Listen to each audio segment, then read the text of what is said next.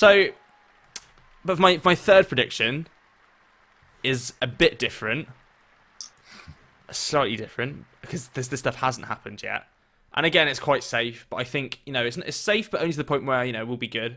And that is that this year, that VR and virtual reality is basically going to present us with a lot of new kinds of games that we haven't really seen before. So, for example, I think VR, unlike sort of the Kinect and 3D TV, they're all very multiple. They're all about multiple user experiences. So with 3D TVs, you have to buy your friends and family glasses to wear them and to watch it. For the Kinect, you saw lots of people jumping with their friends. For the Wii, when the new controllers came out, everyone had all their grands playing it and stuff.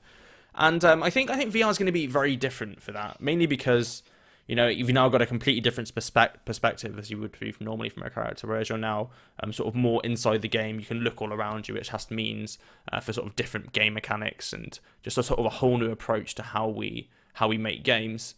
I think what people aren't really thinking about yet is those big games that people are going to sit down and play at home and just spend all their time on. So I think the MMO scene, particularly Blizzard, I think we could see an MMO coming out with a VR headset involved. So, if Blizzard, say, announced this year, they go, all right, we've got World of Warcraft 2 coming out, maybe in line with the film, just to get the hype right level so people go back into it and play it.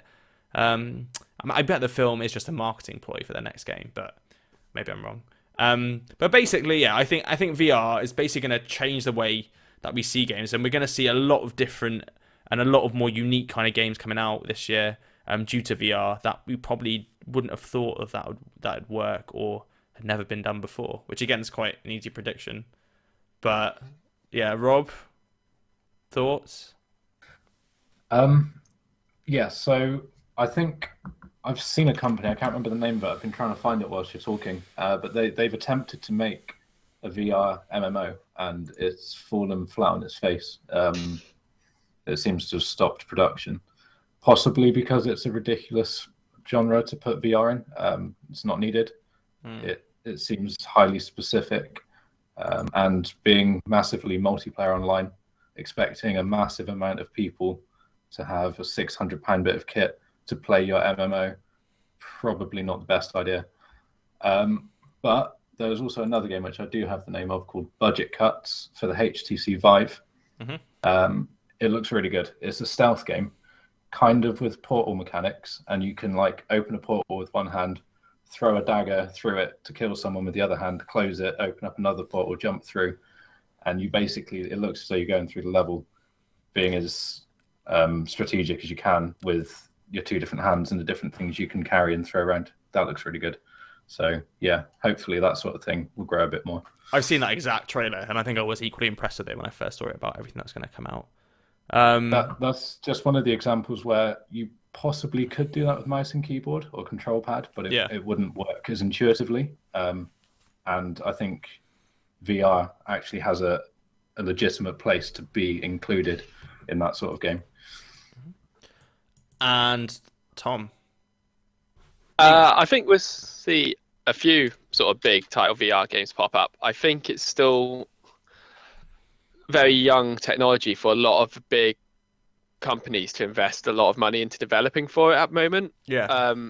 I think when a lot of companies just sort of weigh up how many people are going to have these devices ready to play, I think they're going to sort of probably put it off for a couple of years before they start releasing big games for them. I think you'll see a lot of smaller indie companies releasing games for them that they can develop a game on 20, 30, 40,000. Okay, I say small companies, 20, 30, 40,000 is a lot of money, but you get these games like this, you get these fun 2-hour games come out. I think they're sort of either start the lead way into VR. I think AAA companies and bigger companies will take a few years to start developing on it purely based on the market of someone that's got this high-end PC and a £600 piece of kit isn't there for them to invest millions and millions into a game. Yeah. I think they'll wait 2 or 3 years when the price for all this tech has gone down. They're 200-300 quid peripherals that most people have either the newest one or an old one for cheaper. Then they've got the market to sell to. Yeah, and it's true. Yeah, we got. I think at the moment with VR, we are probably still at the early adopter stage where, not everyone can afford VR. Some interesting comments in the chat at the moment.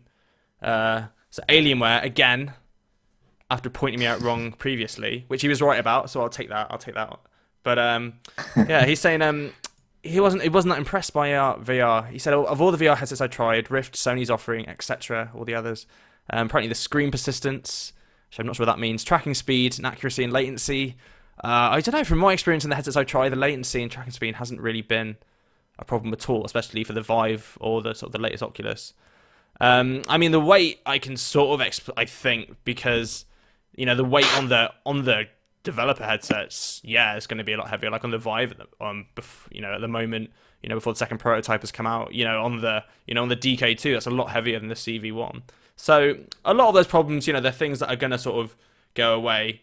It's like I don't think that is gonna. It's not gonna blow everyone away this year, unless you want to spend tons of amounts. And again, because it is new tech, when the first iPhone came out, it wasn't like £200 that everyone could buy. It was quite expensive, and people had to save up and buy for it. And we're gonna see the same with this now. We're at this level. It's all brand new at the moment, and stuff won't come out, and stuff will just come out as it goes. All right, so screen persistence. Do you know what this term is, Rob and Tom? He's answering in the chat, but I don't know. When the pixels don't switch fast enough. So Tom, Rob, you're both game developers. What does that mean? Does it mean anything? Screen persistence is when the pixels don't switch fast enough and you get what is known as ghosting. That's how I would have described it. Yeah, it's a perfect description. I mean, I can't believe you didn't know that, Tim. So what? It's difficult to read? What's that? So it's difficult to read stuff, or it's basically when you move stuff around. Yeah. When you're moving stuff around, or when the game is moving things around, things don't move smoothly. They kind of effectively ghost. Like they're in multiple places at once. Okay. Yeah, I've never noticed that playing VR, really. Have you? Either of you? No? I didn't. No. I've never really had too big a problem with it, no. No. The only times when we're building for the Oculus, I didn't see ghosting because it normally froze so much that you skipped a few frames anyway. Yeah. And the Vive seems pretty flawless. Vive always just seemed to run top frame rate and was always up to speed, but maybe not played enough. Yeah. Okay. A lot of it's down to the optimization of the game, really. If you're trying to make a super hyper realistic game style, you're probably in a lot of the stuff that I've tried on the Vive is a very cartoony style, a very it's either like cell shaded or very cartoony. So you've not got the high level of detail you get in super realistic games. So it tends to be fine with stuff like that, in my experience. Yeah. Cool. Interesting. Yeah, that was a term I didn't know. But there you go. VR, new game types this year. Probably, I think I agree. But yeah, those are my three very safe predictions for 2016. One of which had already happened. One of which is basically just happened.